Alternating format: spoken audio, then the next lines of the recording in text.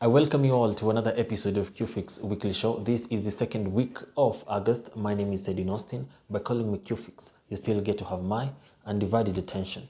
I will be your host. The pictures you're seeing right now are not from one of those Chuck Norris or Arnold Schwarzenegger action movies. These images are not even from Doomsday. I mean, when we get there, I will not have to tell you. These images depict the current situation in the Mediterranean. Now, I know that your uncle told you that he went to Turkey in search of greener pastures, but the news we have today tells us that Turkey is on fire. So good luck to him.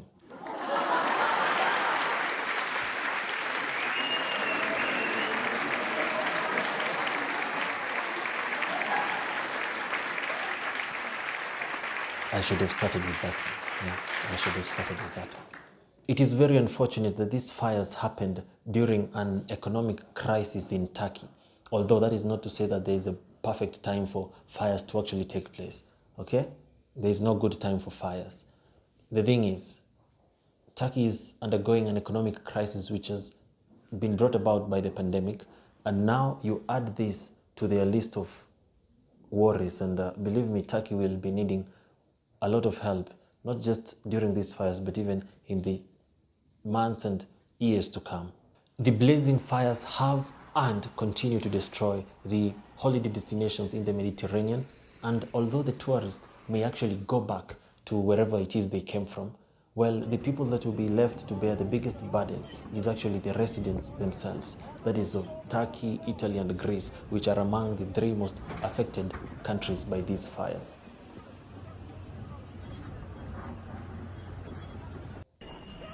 Planes from Croatia, Russia, and Ukraine have come to help stop these fires, which is actually a really good thing. And of course, other European countries have offered medics and firefighters to come and help stem these fires. On the firefighters' part, though, these individuals work around the clock. Some of them have come from totally different countries, or the ones that are from that particular country have come from far wide. They don't have the luxury of actually going home at the end of the day. It's not like the fire will stop and be like, let's meet tomorrow morning, you know? The thing here is, these firefighters have not had even a place to sleep. This is where they sleep. They have not had a place to take their showers, okay? At least for the last 10 days. But some people, residents, villagers in Turkey, were as kind as to offer these firefighters a place to take a shower, offered them free clothes, but a limit was met on the towels part. There is no clarity as to exactly what started these fires, but the word on these smoky streets of Turkey suggests that the fire was started by arsonists. To all the frontline workers, medics, and firefighters in Turkey, Greece, and Italy, those that are working to help mitigate this current situation, we appreciate your efforts and wish you all the best of luck. And to you, my viewer, to whoever you pray to, later tonight, remember to say a word for these brave souls.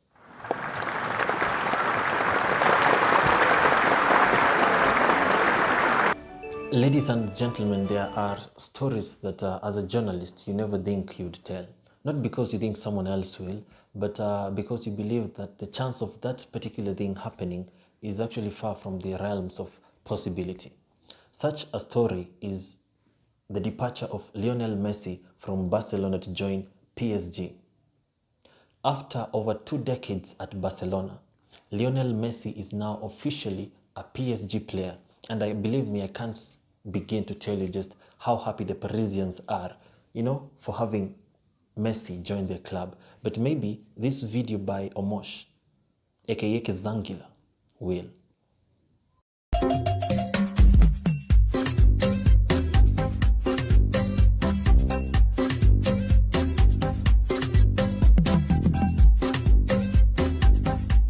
Messi will be at PSG for the next 2 years with an option to extend his contract for a third year. Ladies and gentlemen, at the moment, PSG is the Godzilla of football. Chelsea, on the other hand, is King Kong. We are still trying to determine which among the three chipmunks is Arsenal.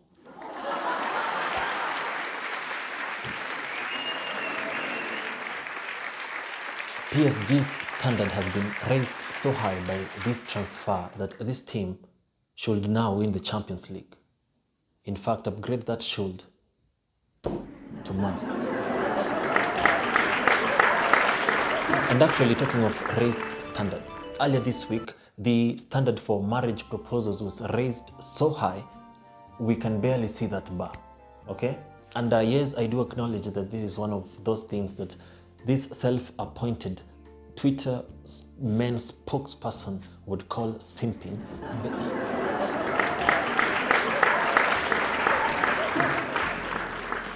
Honestly, personally, I found this thing to be amazing. The guy hired a chopper just to propose. Predictably, the lady burst into tears after seeing this proposal. Whether the tears were brought about by the proposal itself or she had just finished watching Watership Down, that I can't tell.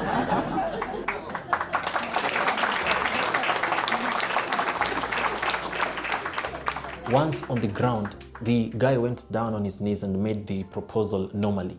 I am using normally here because essentially, back when they were on the chopper, the lady could have easily said yes under duress. For all you know, the sticker in front of her might have been reading,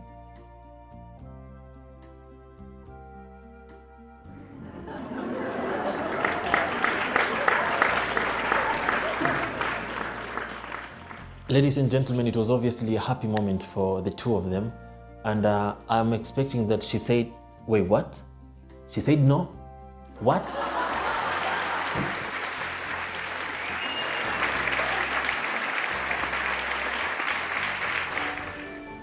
When the prodigal son went back home, despite all his sins, he was welcomed home warmly and a feast was made in his honor.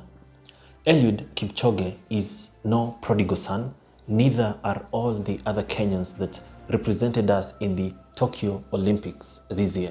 Now, I hope it's not invidious of me to single out Eliud Kipchoge in this particular piece because essentially, this guy is not just any other athlete. This is a legend. What Messi is to football, Eliud Kipchoge is to marathon. Or if I can come back a little bit closer home, well, what Eric Omondi is to comedy, Eliud Kipchoge is to marathon.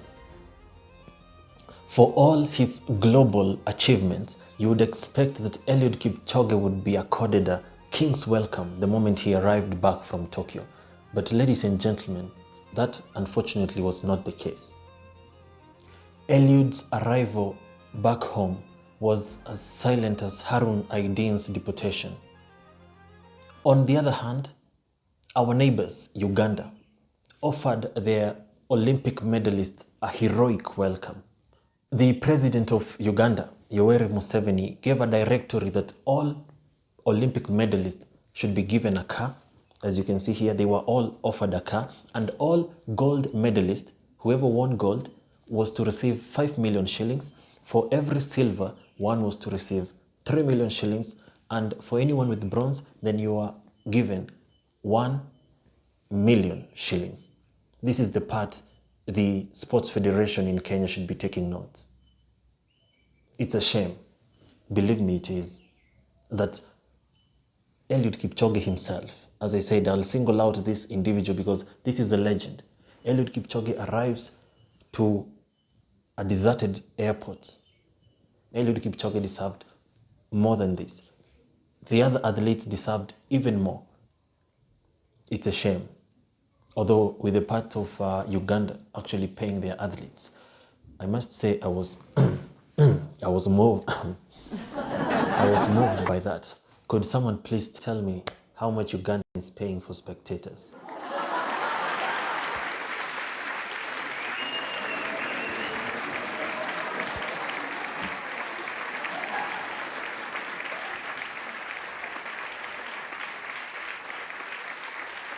Ladies and gentlemen, that brings us to the end of our today's episode. It has been a joy, a delight to be precise, having you here today. My name is Edwin Austin. This has been Cufiix Weekly Show. All that is left to say is mucha gracias.